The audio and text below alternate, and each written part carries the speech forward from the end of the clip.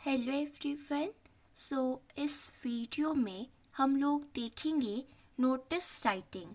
हमने पहले भी देख लिया था कि नोटिस राइटिंग क्या होता है, पर इसमें सबसे इम्पोर्टेंट कॉन्सेप्ट यहाँ पर हम लोग क्लियर करेंगे।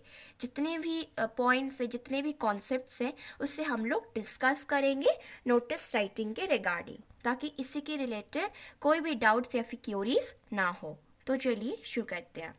तो नोटिस राइटिंग को हम हिंदी में बोलते हैं सूचना लेखन। नोटिस का मतलब होता है सूचना। सूचना जो होता है, अगर आपको इम्पोर्टेंट अनाउंसमेंट करनी है तो आपको एक नोटिस लिखना होता है, पर आपको फॉर्मल लेटर्स यूज़ करने पड़ते हैं उस टाइम। तो नोटिस राइटिंग क्या होता है? एक फॉर्मल मीन्स ऑफ कम्युनिकेशन होता है। नोटिस का काम ये होता है, उसका पर्पज़ ये होता है ताकि कुछ लोगों को वो चुनता है, जैसे कि ये नोटिस पेरेंट्स के लिए है, स्टूडेंट्स के लिए है, ये सब लोगों के लिए है, या फिर टीचर्स के लिए है, या फिर ऑफिसर्स के लिए है। इसमें क्या है, कुछ लोगों के ग्रुप को चुना जाता है और ये इम्पोर्टेंट अनाउंसमेंट अनाउंस की जाती है और इन्फॉर्मेशन को डिस्प्ले की जाती है। नोटिस का जनरली मतलब होता है सूचना देना, मतलब नोटिस देना। ये क्या की जाती है? नोटिस बोर्ड पर, डिस्प्ले बोर्ड्स पर चिपकाई जाती है, पिन की जाती है स्कूल्स और पब्लिक प्लेसेस में। नोटिस जो होती है ना, वो न्यूज़पेपर में भी आपने देखा होगा। अगर आपके घर में न्यूज़पेपर आता है, आप कोई भी लैंग्वेज का न्यूज़पेपर पढ़ो, पर उसमें आपको नोटिस मिलेगा। ठीक है, नोटिस इसमें अपीयर होगा। तो अभी हम लोग देखते हैं इसका फॉर्मेट, कि इसका फॉर्मेट क्या होता है। तो देखिए, एक नोटिस जो है, इन सारे फॉर्मेट को फुलफिल करना होगा। तो फिर इसमें आपको क्या करना है? नोटिस इशू करने से पहले आपको लिखना है उस ऑर्गेनाइजेशन का नाम। ठीक है, देखिए यहाँ पर नेम ऑफ ऑर्गेनाइजेशन या फिर office issuing the notice, office issuing the notice. तो फिर जैसे कि मेरा स्कूल का नाम है, जैसे मुझे मान लीजिए कि मैं एक प्रिंसिपल हूँ दिल्ली पब्लिक स्कूल की, मान लीजिए सपोज। तो फिर मैं क्या करूँगी, मैं एक नोटिस इशू कर रही हूँ, तो फिर मैं ऑर्गेनाइजेशन में नाम लिखूँगी दिल्ली पब्लिक स्कूल, उसके बाद न्यू दिल्ली इंडिया, इस तरह लिखना है। उसके बाद आपको क्या करना है? उसके बाद आपको नोटिस लिखना है। नोटिस आपको लिखना है, नहीं तो लोगों को कैसे पता चलेगा कि ये नोटिस है या फिर और कुछ है। इसलिए नोटिस लिखना होता है। और उसके लेफ्ट साइड पर आप लिखेंगे डेट, आप कौन से डेट पर इशू कर रहे हैं वो आपको लिखना है। उसके बाद आपको हेडिंग लिखनी है। ठीक है, आप कौन से कारण से ये नोटिस इशू कर रहे हैं, उस सब्जेक्ट को आपको इंट्रोड्यूस करने के लिए हेडिंग लिखना होगा। उसके बाद डेट लिखना है। उसके बाद आप नोटिस का बॉडी लिख लेना, जो जो कुछ भी बोलना है आप लिखना, पर वो फॉर्मल सेंटेंसेस यूज़ होनी चाहिए, क्योंकि notice formal means of communication होता है। उसके बाद आपको सिग्नेचर देना है, कोई भी हो, वो प्रिंसिपल हो, हेड मास्टर हो, या फिर कुछ भी हो। तो अगर आप इशू कर रहे हैं तो आपका सिग्नेचर नीचे दे सकते हैं, और अपना नाम और आपका क्या काम है, मतलब डेजिग्नेशन क्या है, वो आपको लिखना है। तो ये होता है नोटिस राइटिंग का फॉर्मेट। अभी हम लोग देखेंगे कि आप पॉइंट्स आपको याद रखने हैं जब आप नोटिस लिख रहे होते हैं। ठीक है, तो फिर एक वेल रिटन नोटिस रीडर्स को इन्फॉर्म करना ज़रूरी है। तो यहाँ पर 5 तरीके हैं जो आपकी नोटिस बहुत अच्छी होगी। वो क्या होगा? आप पहले लिखेंगे what is going to happen.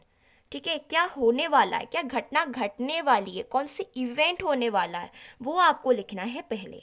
उसके बाद फिर इट विल टेक प्लेस, कहाँ जगह ले रही है, कहाँ पर हो रहा है इवेंट। उसके बाद फिर इट विल टेक प्लेस, और वो कब वो फंक्शन या फिर वो इवेंट होने वाला है, वो है आपको डेट एंड टाइम लिखना होगा। उसके बाद अगर कोई कंपटीशन हो रहा है तो आप ये भी लिख सकते हैं कि इसमें कौन कौन अप्लाई कर सकते हैं, कौन कौन इनमें पार्टिसिपेट कर सकते हैं, कौन कौन इसमें एलिजिबल हैं, वो आपको लिखना बहुत ज़रूरी है। उसके बाद पार्टिसिपेट करने के लिए किसको कांटेक्ट करनी चाहिए, जैसे कि इशूइंग अथॉरिटी, उसका नाम आपको लिखना है। तो ये पता चल गया कि वेल रिटन नोटिस कैसे लिखी जाती है। सेकंड देखते हैं कि आपको नोटिस राइटिंग में इम्पोर्टेंट पॉइंट्स ही ऐड करने होते हैं। रिलेवेंट पॉइंट्स ऐड करने से क्या होगा? नोटिस वेल फॉर्मेटेड होगा।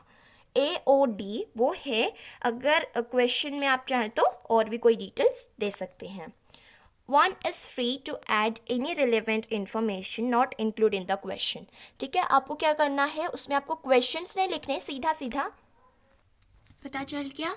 तो इसमें क्या ऐड करना होता है, one is free to add any relevant information not included in the question. आप चाहें तो अगर क्वेश्चन आपको दी गई है नोटिस राइटिंग में कि इवेंट होने वाला है, जो बच्चे इंटरेस्टेड हैं वो इसमें पार्टिसिपेट कर सकते हैं, तो रिलेवेंट इन्फॉर्मेशन भी आप फ्री में ऐड कर सकते हैं, वो भी ठीक रहेगा। ठीक है, जो क्वेश्चन में इंक्लूडेड नहीं है आप उसे भी ऐड कर सकते हैं। फिफ्थ है the sentences should be short and grammatically accurate.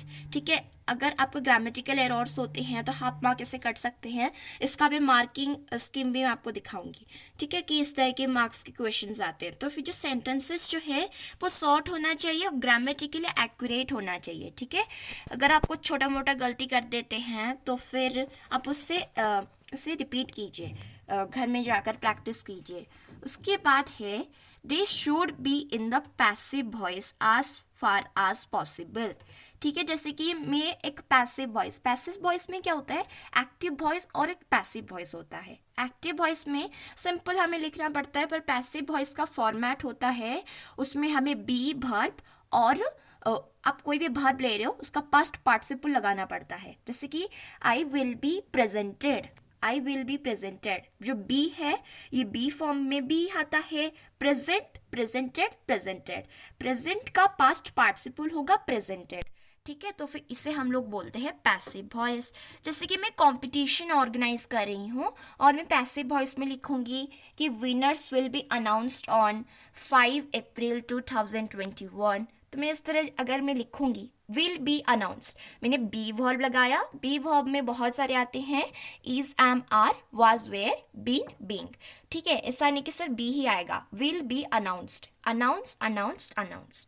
Clear, इसे हम लोग बोलते हैं पैसिव वॉइस। तो फिर आप नोटिस लिखें, जितना दूर हो सके आपको पैसिव वॉइस में लिखना होगा। नोटिस जो है वो एक बॉक्स में प्रेजेंटेड होनी चाहिए, बॉक्स तो बहुत ज़रूरी होता है, 1 मार्क आपको उसी में ही मिल जाएगा।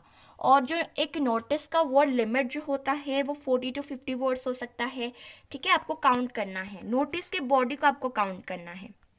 इन्फॉर्मेशन जो है इस नोटिस पर दी गई है, आप कोई भी नोटिस लिख रहे हैं तो फिर वो क्लियर होनी चाहिए और कोई भी मिसअंडरस्टैंडिंग या फिर कंफ्यूजन ना हो। ठीक है, आपको इस तरह लिखना है ताकि लोग पढ़े पर उसमें कोई मिसअंडरस्टैंडिंग ना हो या फिर कोई कंफ्यूजिंग ना हो। और जो नोटिस है वो कैची होना चाहिए, अपीलिंग होना चाहिए और रीडर्स का जो अटेंशन है उससे ग्रैब कर रहा होगा, उससे अट्रैक्ट कर रहा होगा। और आप चाहें तो नोटिस में विजुअल अपील भी कर सकते हैं, इंक्रीज कर सकते हैं, बोल्ड लेटर्स यूज़ कर सकते हैं, कैची स्लोगन्स यूज़ कर सकते हैं जो कैची होगा, समझने में आसान होगा, और वर्ड्स और फ्रेजेस भी आप यूज़ कर सकते हैं। और जो स्टैंडर्ड एब्रीविएशन जो है ना, जो शॉर्ट फॉर्म होते हैं वो भी अलाउ है लिखने को। अभी हम लोग देखेंगे मार्किंग स्कीम। ठीक है, ये हर क्लास के लिए है।